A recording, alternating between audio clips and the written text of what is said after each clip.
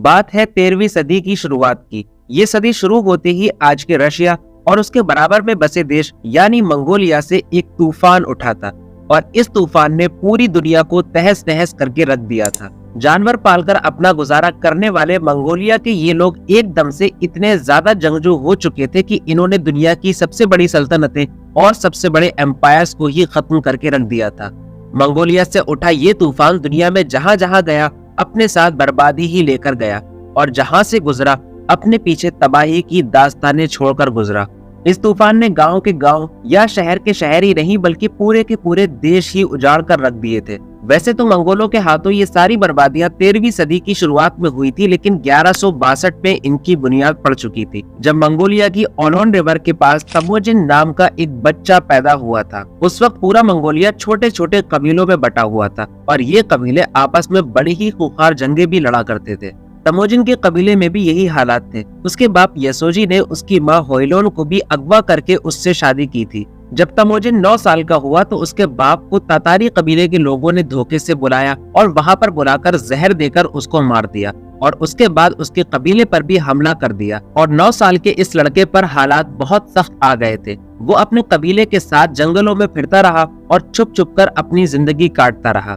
उसकी माँ ने उसकी परवरिश की, एक फौजी की तरह उसकी ट्रेनिंग की और उसको पॉलिटिक्स वगैरह भी सिखाई। जब वो 16 साल का हुआ तो उसकी बोरते नाम की एक लड़की से शादी कर दी गई। वैसे तो चंगेज खान ने अपनी जिंदगी में लगभग 200 औरतों से शादी की थी, लेकिन बोरते उसकी हमेशा ही मलिका रही और ये दर्जा उसने कभी भी किसी भी लड़की को नहीं दिया। लेकिन शादी के कुछ ही दिनों के बाद उसकी माँ के कबीले वालों ने अपनी बेइज्जती का बदला लेने के लिए उसकी बीबी बोरते को ही अगवा कर लिया। चंगेज खान ने अपने साथ कुछ फौजी लिए और 16 साल का ये लड़का उस कबीले पर हमला आवर हो गया और उसने अपनी बीवी को उनसे आजाद करवा लिया। और एक फौजी के हिसाब से चंगेज खान की जिंदगी की ये पहली जीत थी। उसके बाद उसने मंगोलिया के मैदानी इलाकों में बसने वाले आसपास के कबीलों से भी एक के बाद एक लड़ना शुरू कर दिया। वो जिस कबीले को भी हराता था तो उसके सरदार को मार दिया करता था, लेकिन उसके फौजियों को संभाल कर रखता था और अपनी आर्मी में शामिल कर लिया करता था। यही नहीं बल्कि वो उस कबीले के छोटे छोटे बच्चों की तरबियत भी अपनी माँ के जरिए करवाता था ताकि वो बच्चे बड़े होकर उसके बागी न बन जाए। चंगेज खान का पैदाइशी नाम जो कि तमोजिन था वो उस पर बिल्कुल सूट होता था, क्योंकि इस नाम का मतलब था लोहे की तरह मजबूत इंसान और चंगेज खान वाकई जिस्मानी हैसियत से ऐसा ही था। लेकिन जब उसने अपने बाप के कातिल यानी तातारियों से जंग की तो उसने तातारियों को हराने के बाद उन पर किसी तरीके का रहम नहीं दिखाया। उस कबीले के सरदार से लेकर के उनके फौजियों यहाँ तक कि उनके बच्चों को भी चंगेज खान के हुक्म पर मार दिया गया था। आखिरकार साल 1205 में जब चंगेज खान की उम्र लगभग 43 साल हो चुकी थी तो सारे कबीलों ने मिल करके उसको अपना सरदार बना लिया और उसको चंगेज खान का लक़ब दिया। इसका मतलब है दुनिया भर का हुक्मरान या दुनिया भर का राजा। मंगोलियन धर्म में एक देवता होता है जिसका नाम है मंगोती। ये आसमान का देवता होता है। चंगेज खान ने अपने आप को उस देवता का अवतार बताया और इसकी वजह से सारे मंगोली उसके सामने झुकते चले गए। किसी ने भी उससे जंग करने की हिम्मत नहीं दिखाई, क्योंकि सबका ये मानना था कि चंगेज खान देवता का अवतार है, इसलिए सारी मंगोलिया को ही नहीं बल्कि सारी दुनिया को जीतना और उस पर राज करना उसका हक है। और 1205 में ही उसने अलग अलग कबीलों में बटे हुए पूरे के पूरे मंगोलिया को एक कर दिया और मंगोल सल्तनत की बुनियाद डाली। यही नहीं बल्कि उसने मंगोलिया की एक अलग आर्मी भी बनाई। चंगेज खान ने इस आर्मी को बिल्कुल अलग ट्रेनिंग दी, यहाँ तक कि चंगेज खान की दी हुई ट्रेनिंग को 700 साल के बाद आज भी बहुत सारे मिलिट्री स्कूल्स में पढ़ाया जाता है। उसकी दी हुई ट्रेनिंग से मंगोलिया के ये चरवाहे एक तरीके से फौलाद बन गए थे। इनके अंदर रहम नाम की कोई चीज नहीं होती थी। ये बिल्कुल जानवरों की तरह इंसानों को काट कर रख दिया करते थे। बहुत बहुत दिनों तक ये बिना खाने और बिना पानी के ही रह लिया करते थे, चाहे वो रेगिस्तान के तपते मैदान हो या फिर बर्फ के पहाड़। हर जगह इनकी दरिंदगी एक सी ही रहती थी। इनके हमलों की शिद्दत के सामने कोई भी शहर, कोई भी सल्तनत या कोई भी देश नहीं बच पाया था। ये जहाँ गए वहाँ तबाही लेकर आए। सन 1207 में चंगेज खान ने चाइना के वेस्टर्न पार्ट में बसने वाली शी शिया सल्तनत पर हमला किया और सिर्फ 2 साल के अंदर ही इस सल्तनत को घुटनों पर लाकर रख दिया था। और उसके बाद उसने चाइना की ही जीन सल्तनत पर हमला किया, जो कि चाइना के साउदर्न पार्ट में बसती थी। 1211 में यह हमला शुरू हुआ और 20 साल चली लंबी जंग के बाद आखिरकार 1231 में चंगेज खान को इसमें कामयाबी मिली।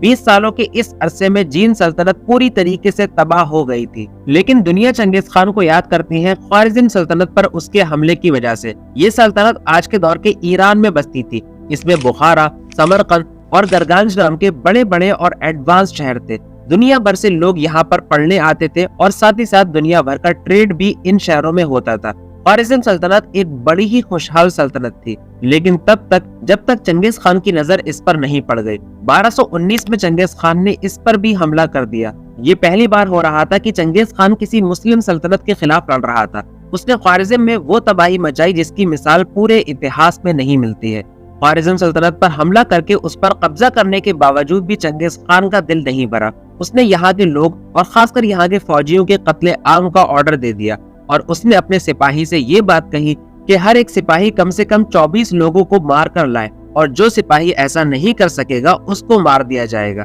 यही नहीं बल्कि उसने मरे हुए लोगों की खोपड़ियों को एक के ऊपर एक रखकर मीनार भी बनाना शुरू कर दिए और जो मंगोल सिपाही ऐसा नहीं कर सका उसका सर काटकर उसी मीनार पर चढ़ा दिया गया।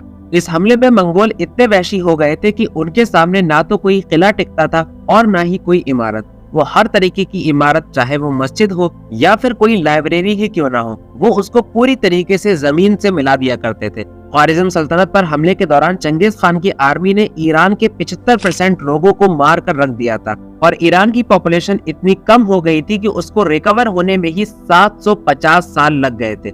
यही नहीं बल्कि अपने पूरे करियर में इस इंसान ने दुनिया भर की 11% पॉपुलेशन को ही खत्म कर दिया था, जो कि उस वक्त के हिसाब से 4 करोड़ लोग बनते हैं। अगर आप चंगेज खान की बनाई हुई एम्पायर का मैप देखेंगे तो ये चीन से लेकर के जापान, रशिया, ईरान और पूरे सेंट्रल एशिया से लेकर के मंगोलिया तक फैली हुई थी। ये अपने वक्त की दुनिया की सबसे बड़ी एम्पायर थी और इसके बाद से लेकर के आज तक सिवाय ब्रिटिश एम्पायर के किसी ने भी इस एम्पायर का रिकॉर्ड नहीं तोड़ा है। चंगेज खान के बारे में बहुत सारे इतिहासकार यही मानते आए हैं कि वो एक जंग के दौरान घोड़े से गिरने की वजह से मर गया था, लेकिन एक रिसेंट स्टडी ये बताती है कि चंगेज खान की मौत जंग में नहीं हुई थी बल्कि उस वक्त फैले गए एक पेंडेमिक यानी बुबोनिक पेंडेमिक की वजह से हुई थी और इस पेंडेमिक ने दुनिया भर में तबाही मचाने वाले मंगोलों के बीच में ही तबाही मचा कर रख दी थी। बहुत सारे मंगोली फौजी और मंगोली सरदार इस पेंडेमिक की वजह से मारे गए थे और चंगेज खान भी इसी का शिकार हुआ था। चंगेज खान के जानशीनों में हलाकू खान और उक्ताई खान जैसे उसके लगभग 4 या 5 लड़के थे जिन्होंने उसके बाद उसकी पूरी सल्तनत संभाली और उसकी बनाई हुई पूरी एम्पायर को टुकड़े टुकड़े करके अपने अपने हिस्से पर हुकूमत शुरू कर दी थी। लेकिन चंगेज खान की मौत के वक्त तक उसके लगभग 1000 से 3000 बच्चे जिंदा थे। पाकिस्तान में बसने वाले हजारा कबीले के लोग चंगेज खान की डायरेक्ट औलादों में से हैं और इंडिया में भी बहुत से लोग जो कि मुगल हैं या अपने नाम पर मिर्जा वगैरह लगाते हैं, ये लोग भी चंगेज खान की ही डायरेक्ट औलादों में से हैं। वैसे दुनिया भर में 0.5% इंसान ऐसे हैं जिनका डीएनए चंगेज खान से ऊपर जाकर मिलता है और हो सकता है कि उन 0.5% लोगों में से आप भी एक हो। चलिए अब इस वीडियो को यहीं खत्म करते हैं, इस उम्मीद के साथ कि वीडियो आपको पसंद आई होगी। वीडियो पसंद आने पर लाइक करें, अपने फ्रेंड्स के साथ शेयर करें और चैनल KW प्रेजेंट को सब्सक्राइब जरूर करें। मिलते हैं अगली वीडियो में, तब तक के लिए अलविदा।